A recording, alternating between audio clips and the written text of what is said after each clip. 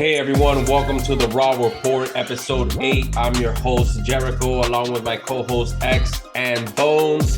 And we got a very special guest in the house today, the 2019 Polo League champion, the ambassador of Fairfax, Virginia, Mr. Andre P. Perez, baby. What's going on? Thank you very much, gentlemen of Raw, for having yours truly here. All in name of Raw. In Raw we trust, and Raw we must. Okay? Raw. All my clients. Raw.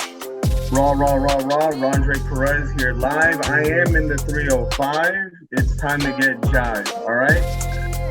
Yeah, we got a very special week coming up. It's our 11th annual live draft, fantasy football in full effect this week. We got the lottery September 1st live on IG at Raw Fantasy Sports. And we're about to get live because we're pretty much 5 leagues deep. So it's a good 40 members in our server. Shout out to Discord. And we're expected to have a live draft, man, on Friday night. High rollers only. So we're just going to get right into it, man. As you guys know, the highlight of the day right now, the shocker, has been of Brian Robinson from the Commanders getting shot. What do you think about that, Andre, being a fellow citizen of the DMV? It's tough news, man. It's tough news. You have a young buck, third-round pick, high-volume, high-intensity player, was even being spoken of as taking over the starting running back Antonio Gibson. Antonio Gibson moving to a kick return position. You're from the Ron Rivera himself, head coach of the Commanders. And then sudden news that in what seems to be attempted robbery in D.C., overnight, 2 hoodlums aged between 15 and 17 approached young Brian. He actually wrestled a gun out of one of their hands. The other one freaked out, shot in the lower extremities, 2 non-life-threatening injuries. He had surgery, came out well, but it's a very shocking and disappointing start to his career. I mean, best wishes to him, his family, speedy recovery, but it's not just physical. You're about to start your career in the NFL and shit, you get shot. It's also a mental fortitude. He's got to come back. So, speedy recovery to him. Rough. Yeah, man, speedy recovery to that. Sucks to hear. Rough he's a young man. He's which is very important. So, headstrong, wish him the best.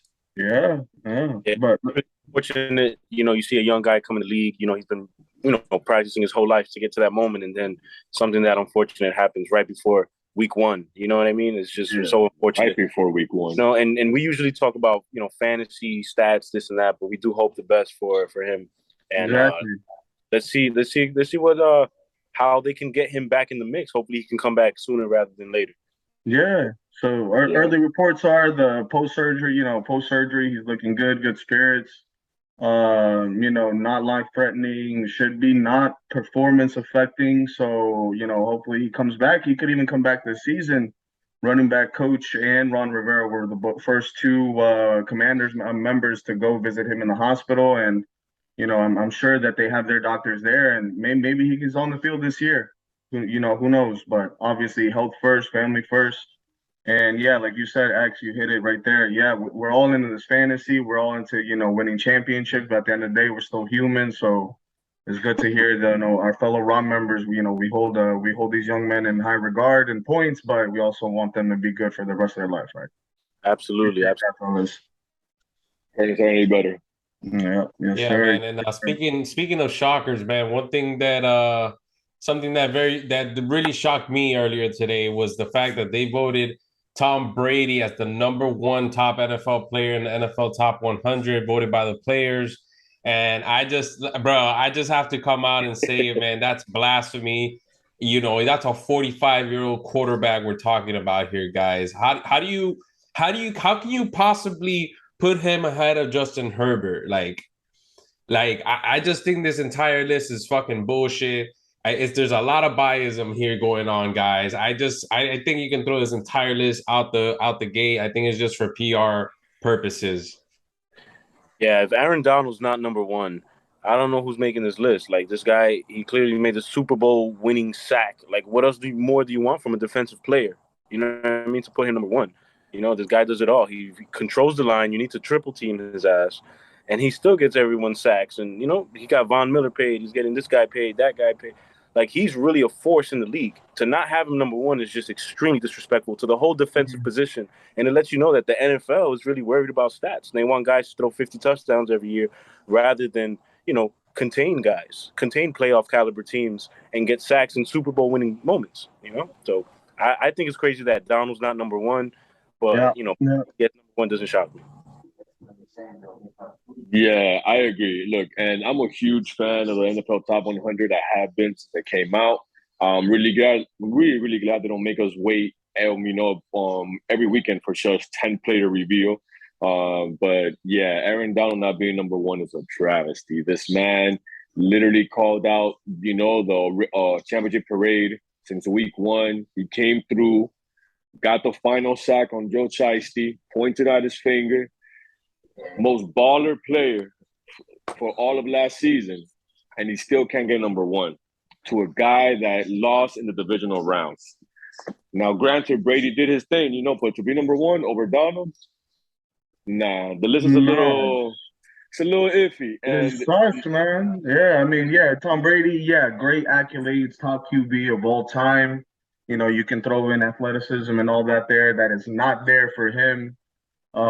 As opposed to other quarterbacks that have done it and competed and won at a high level. But like you said, Aaron Donald, he was out there this past week in practice with 2 helmets in his hand, ready to throw bows. He's my guy. That just shows he's still hungry and he's a beast. Triple team, quadruple team. The whole team doesn't matter. You can't stop that man not get the number one game-winning Super Bowl clinching sack. Mm-hmm. I mean, I don't know. How much do they want to ride this guy's dick? I'm sorry if my use of profanity there, gentlemen, but no, you're right. You're crazy. right. It's crazy. You're right. They ride Brady's dick like a motherfucker. So we'll see how that goes, man. Because it was like X was saying. This is very telling about the league. It shows that they don't care about defensive intensity, play, effort. It's all about touchdowns and numbers. And, well. Yeah, I mean, they say defense wins championships, right? Yeah, that's what they say. Literally won them the championship. Literally. Yeah. Not enough for number one. Not any other kind of elite, but won the championship. Yeah. Hey, bro. Yeah, because if it's all about numbers, you might as well put the top 10 quarterbacks in the top 10 of the NFL top 100 because they're the only ones that are really producing stats like that. But there are other players that are more impactful in the game that you can't really measure like that. You know what I mean? So this, everything you mentioned is true, dude. Like, how are you gonna, go the route of biasm just because, he got 7 rings, but it's just like, this is a player that it's on its way out. How are you going to put him in, even the top 10? As you guys know, we didn't rank them in the top 10 in our QB rankings for PPR leagues in our earlier episode. So, I just don't understand, the voting process for this. But there's a lot of players that should have been higher, and there's other players that should have been way lower on the list, in my opinion. But I just think that the media, NFL Films, or whoever's producing that needs to throw the whole series out the window, man. I think there's just content that they need to create to keep things talking, like KD forcing trades and all that he wasn't going to implement. You know what I mean? Exactly. Like, all right, so just on a whim, I'm looking at the 2021 ranking. Who's number 2? Aaron Donald. Who's number 1? A quarterback, Patrick Mahomes. And like we're saying, it's not even just 1 year that Aaron Donald, performed at this level. He's consistent.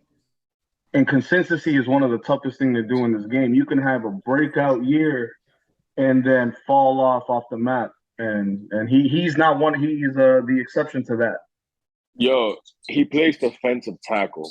One of the most toughest positions. I'm sure his body is torn apart Sunday after Sunday. And still. I mean, didn't he say something like, I was thinking about retiring? I want it. I wanted to do what I wanted to do. He wanted to get paid, bro. That was leverage. He did that as contract leverage. That way he can get that max contract. Yeah, you're right. I mean, he's 31 though. You know, a lot of these players, they fizzle at this age, and not only that, but you think about, you know, post career, a lot of that CTE shit, a lot of the, you know, the trauma, the physical issues that they have down the road. When they're 40, their bodies are like someone that's 80 years old. It's something to think about, something to consider. I don't know. Yeah, but Andre, am I glad to see you here? I hate to change the subject on you guys, but I'm so glad to see you, brother. Thanks for coming on to the show. I'm very happy to see you, especially for the fact that we made a bet last season in Las Vegas at the last round. And our bet was that you would not win more than 7 games, which you did not. I did not. Also, one of my more exciting picks, I was excited to take a Debo Samuel, and you were bashing my pick. So I'd like to know, who are you bashing this year? That way I can take him first round. Who are you bashing this year? Who don't we like? Okay, Andre. Basically, what X is saying is that he wants a formal apology, about 7 sentences long, and he wants his name repeated at least 3 times within those sentences. Boner, you can't even speak 7 sentences long in one sitting. So let's backtrack over here. X, I would like to formally apologize to you. Thank you. On live Raw Report, episode number 8. Thank you. I accept your apology. Formally apologize in person, and I will adhere to our bet and send you that money. Man of honor. Accounting for inflation and the price of the euro dropping, we have to take into account. We live in hard times, man. We do. And I definitely accept your apology. I'm looking forward to this weekend. We're gonna have a great draft, a great lottery. We're gonna have all that, the awards, the ceremony. I hope everyone can make it, and we're gonna have a hell of a time. We're gonna keep it. We're gonna keep it raw. Guys, so moving forward, one thing I would love to talk about is what can we expect next for Aaron Rodgers, as reports come in that he is indeed the top 10 ranked quarterback coming into the 2022 season, and I just very interested in knowing what you guys predict in his future. Touchdowns. To whom? You think like that? Yeah, of course. We're talking about a man who turned Jordy Nelson, Randall Cobb into bona fide household names and fantasy pickups. Before that, nobody knew who Jordy Nelson or Randall Cobb was like that, unless you were a Packer diehard. And he took him. He took him into their best level. They say great players make other players great around him. Rodgers has shown that. Granted, he is an asshole. He is extremely selfish in more ways than one. Maybe the shrooms got him a little loopy in the past couple of years, now that he's admitted that. But I believe he's going to turn 1 to 2 receivers into some must pickups in fantasy. Mind you, let's get a little bit more recent. Davante Adams, stud, just signed with Las Vegas. Also, Pro Bowl receiver under Aaron Rodgers. He's not a newbie. He's been with Green Bay for years now. And they say that a lot of the young bucks that start in Green Bay, they go through some growing pains a couple seasons. Davante Adams, for example, I'm looking at his stats right now. First 4 seasons, all under 1,000 yards. Breakout season 2018, 1,300. Had a little drop off in 2019, just 3 yards under 1,000.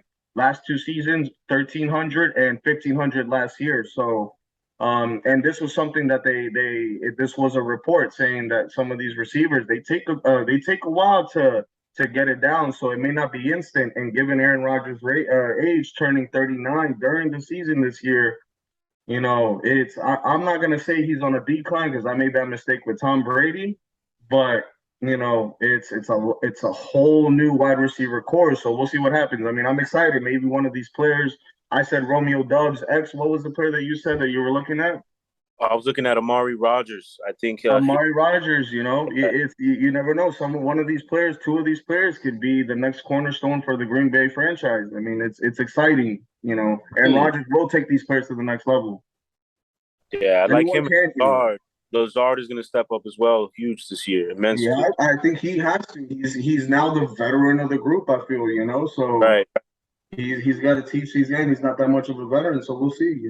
Let's see if he can become Jordy, and let's see if Rodgers can become Randall Cobb. Randall Cobb, a nice slot guy. We'll see. I gotta disagree with you guys. It really sounds like Aaron Rodgers really frustrated with his receiving core from all the reports coming out of camp.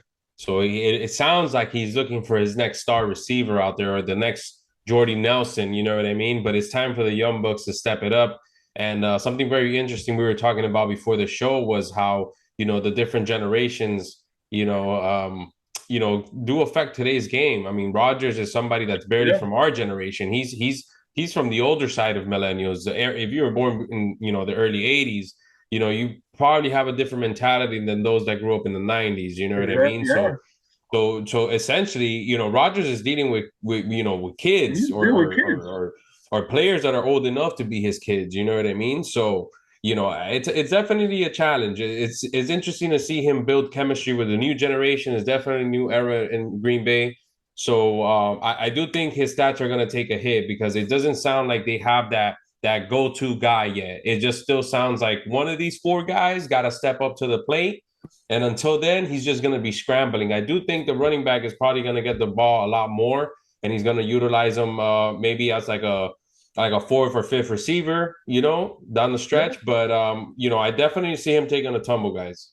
That's I can't disagree. I see Aaron Rodgers, at least stat wise, going down a little bit this year. I don't see his production, getting MVP level status. I think there's going to be at least 5 or 6 quarterbacks that have better numbers this year, including rushing stats. So I think Rodgers goes down a bit, but maybe that comes at a cost of winning. Maybe they can win some games and just try to run the clock out instead of trying to get 3-4 touchdowns through the air. I mean, they weren't, and defensively, they weren't horrible on defense. They weren't that bad on defense. So they're not.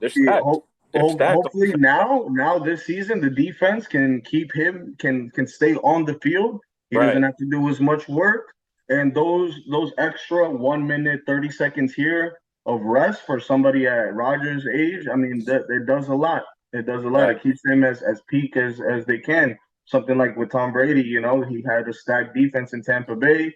He didn't have to be on the field long. Nice dump and dives, a couple big plays here. He wins games. Hey, man, I'm not going to make no prediction on that because these old quarterbacks, they can prove you wrong quick. I thought Brady was done. I didn't think he was going to have a better year than the one that he did prior to that in his first year in Tampa Bay. And all he did was just throw for 5,000 yards, 40-something touchdowns, was possibly the best quarterback fantasy-wise. So Aaron Rodgers could possibly do the same thing. So I'm not going to make no predictions and sound like a fool. I'm gonna leave it like that. Leave it like it is. So I called Brady's downfall like 10 times, and it never happened. It's not gonna happen. He's gonna be out here, 55 years old. His kids are gonna be in the league, and he's gonna be like, "Still, fuck them kids." He's gonna be like, "Nah, 25 touchdowns, 4,000 yards. Don't draft them." He's like, "You don't want to play with your son?" He's like, "No, fuck my kids. Fuck Giselle. Like, trade his ass right now." He got his mama's legs, not mine. Hey, I'll take those legs, dog. Hey, I'll take those legs. Whatever. They're insured. Yes. And your eggs? Yes. Yes. I like that. Yeah. Well, all right, guys. So, I mean, imagine Aaron Rodgers being first day, right after at halftime, they go in. He's trying to huddle everybody. Hey, guys, we're down 12 points. We're down 2 touchdowns. And they're doing TikToks in the fucking corner and shit, You're like, yo, fucking do the dance and shit. That's not gonna happen, man. I don't know. I'll do my dance. That's why he's still doing. That's why he's doing shrooms. That's why this man is doing acid before playing NFL games. And he's not baptized. I don't know what he is. He needs to open up his third eye. He's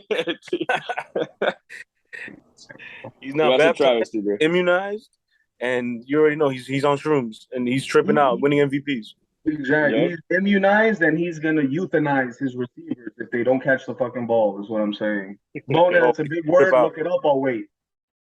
Yeah, if they drop the ball, he's gonna trip out, bro.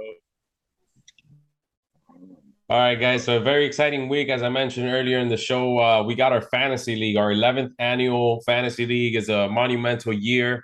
We started this thing of ours 2011, and we're running a high stakes league called the Polo League here, man. So just to talk a little bit about where we come from and what we do and how we do it. We got the veteran Andre over here. He's one of the first founders of the league, of the Polo League, Raw Fantasy Sports Organization. And what are your predictions for the upcoming season, bro? What is it that you predict yourself doing in fantasy? Just to start off with that. Bro, this is gonna be it's gonna be a hell of a year, man. It's the first year that yours truly is gonna be drafting not under the influence of 14 shots of Grand Marnier. So I'm gonna be clean and in between the draft cheat sheets. I've been studying for the last 48 hours. I'm actually pretty busy with work, but regardless, I have been looking at a lot of these. I did download ESPN Plus just to watch La Liga, but on the side, I do have some cheat sheets there, some do not draft lists, some don't take at their ADP, take too early. So I do have some things in the works. I mean, I'm excited. I'm so excited. I'm here in Miami. You know, I come down here. We went out to Vegas last year. It was a hell of an event. We That's had a right. vibe out there. It was, you know, this is a league that I truly treasure. And when my boys out here, 11 years ago, we were still folding PPTs, doing stock checks. And here we PPTs, baby. are. Here we Here's to are, that. bro. Here we Here's are. to And that. Wait. you know, X joined the league. He may not have been a polo, but you know, he's probably been with us ride or die since he joined. So, I mean, this is it's a great group of young men of great talent. I mean, we have to Yeah, represent we've all been rocking for a Peru long Bolivia time. connection will never dissipate. You know, there's always going to be that rift, but also that love between the countries, the South American countries. Although we do make better empanadas, so just letting you know. That's fine. You can have the empanadas. We have better cocaine. So, clearly we're the winners. Hey, you know what? You know what? Maybe you sell it better, but we produce it better. You can watch Scarface, and it will tell you that my boy. That's right. Yeah, You That's gotta right. listen to the Bolivian Siberians. the Look, Bolivian bro. side. Yo, I'm the international, national, transnational ambassador of all international relations. What that means, I don't even know yet, and I'm still figuring it out. And this is a man that says he's sober. Don't believe this Bolivian, bro. All right, Don't believe, just conceive, okay? so we Let's got also the talk lottery about coming up. We got the lottery coming up on Thursday. What do you predict your pick is gonna be? Yeah, hey, you know what? You know what? I'm gonna go ahead and say this year, finally, I'm gonna get the number one pick. I'm gonna go ahead and get the number one. So for those that And don't know, just to explain a little bit of something about our league, we conduct a draft lottery. We combined a little bit of elements of football, basketball, and sometimes baseball. So to determine the draft order in our league, we usually organize a draft lottery, typically during the week, during the weekday, typically before the weekend, before we have the Raw Fantasy Sports weekend that are full of drafts, 3 days full of drafts. So you guys could just imagine the mayhem that goes on in our camp. So it's gonna be interesting to see, man. Let's see if your prediction comes true. What do you predict for the NFC East, Mr. Commanders fan? the NFC East, the NFC least, I feel like the whole is gonna be the worst division in football. You I've have been saying another. it. You have three, not just Commanders. You have three NFC East superstar fans here. You got X representing the G-Men. You yourself, Mr. Host, The most respectable, reputable, indisputable gentleman of Raw, Jerry Garcia. As an Eagles fan, like I said earlier before the show, we all make mistakes. I don't know how you became an Eagles fan, The world but champs, baby, the world maybe you champs. like maybe you like cheesesteaks a little more than I do, but I don't see anything popping off in the NFC least. I say NFC least for a reason. Maybe the Cowboys come back with their three-headed horse Dak, Zeke, and now CeeDee Lamb, and still don't make the playoffs. That would be lovely. That would be lovely. So who do you see taking it? The Cowboys? That's what you picking? I say the Cowboys come on top. I say that I still think they have the strongest team. I think they had a crucial injury to their O line this past week, and it has been deteriorating. But Zeke is a good sleeper, and he's not even a sleeper. But I feel like he may have like a nice little comeback, bounce back season. CeeDee Lamb doesn't have Amari Cooper there. You have him popping up. So I don't know. We'll see. People still ride Dak's dick like it means something. I don't know. No, low key, I'm low key scared of the Eagles this year. Jerry knows me. I know he knows. Well, I know I told him when they had Wentz that I was terrified of Wentz. Early on in his career, the throws he was making, the moves he was making, I thought Wentz talent-wise was probably just as good as McNabb. Talent-wise, maybe he wasn't in the game as much or he didn't study as much. However, once they got Hurts, once they got Hurts, I feel like now they're a little bit more dangerous. He's a weapon where he can run and shoot, and he's more like Cunningham more than anything. You know what I mean? And he can bring that aspect. Yeah, he can bring that aspect back and really fight for those third and shorts, that they haven't really had since McNabb. Yeah, that dual threat ability, man. They do something with their legs, and it gives them a whole new dynamic to that offense. Opens up pages of the playbook that have cobwebs in there. Yeah, basically. We got the white weaponry now, so let's not front. We're gonna see the Philadelphia Eagles take the NFC East, guys. Jalen Hurts will not fail. He didn't do so well last year statistically, but he still got him into the playoffs. Let's not forget. Bro, I think he did well. Like, if he does any better, he's an MVP level player. If he does any better. Like, he had 800 rushing yards. Like, let's not forget that. Let's get another 15 throwing touchdowns in there. He got it. There's more than a lot of if he does any better, he's literally the MVP. If he does any better. If he hits 3,000 passing yards, and he hits 1,000 or half of that, or 1,500 MVP level. MVP caliber. He could be there, but they have to make the playoffs. They can't have any of these close losses. You don't get points for trying. Right. That's facts.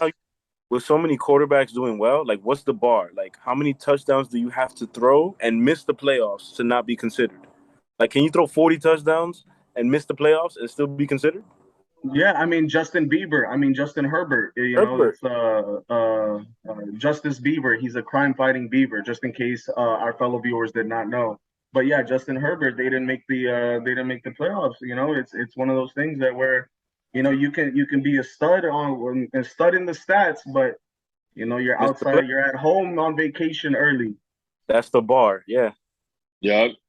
So the AFC East. What about these Dolphins? We're in Miami. I don't know. What about Tua? What about Tua, Dre? Tell him what you think. Tell him he's You mean the better Alabama quarterback? You mean the guy they benched Hurts for that couldn't win the Natty? You mean that guy? You mean the freshman? He got shots. You mean the freshman that came in the second half without playing off season to throw a 61-yard touchdown walk-off bomb? You mean that guy? He came in and he never pulled out. Exactly. Tonga Valor. 2 raw dogs. Never forget. Listen, I predict 20 interceptions because he's going to consistently try to bomb it all the way to Tyreek Hill. He's going to completely forget about Waddle. And that's where we're going to see Tua on an island by himself, baby. On Fisher Island by himself, baby. Write that down. 20 picks for Tua. Write it down. Jerry prediction. 20 picks for Tua. 20 picks. We're going into Vinny Testaverde territory, baby. You gotta remember this. Yo, we're recording, right? 20 picks for Tua. Episode 8, right? 20 picks for Tua. 20 pick Tua. 20 pick Tua. That is going to be, if that happens, your name next year is 20 pick Tua. Done. It is started. 20 pick Tua. PPT, 20 pick Tua, baby. That'll never happen, baby. Never. There we go. You're going to get a Dolphins jersey. You're going to get a custom Dolphins jersey. 20 pick Tua. Look. If I win the championship, I will pay for it. You heard that 20 pick Tua. Look. This guy from NFL Good Morning, Dan Orlovsky, right? This man hit that guy. Yeah. You know, it's above my pay grade. You know, I've never lived in the suburbs. I've never seen that before. All right, my bad. Let's go. You know, you come from Fairfax where that name is common. You know, we've never seen the R and the O and the K and the L put together like that.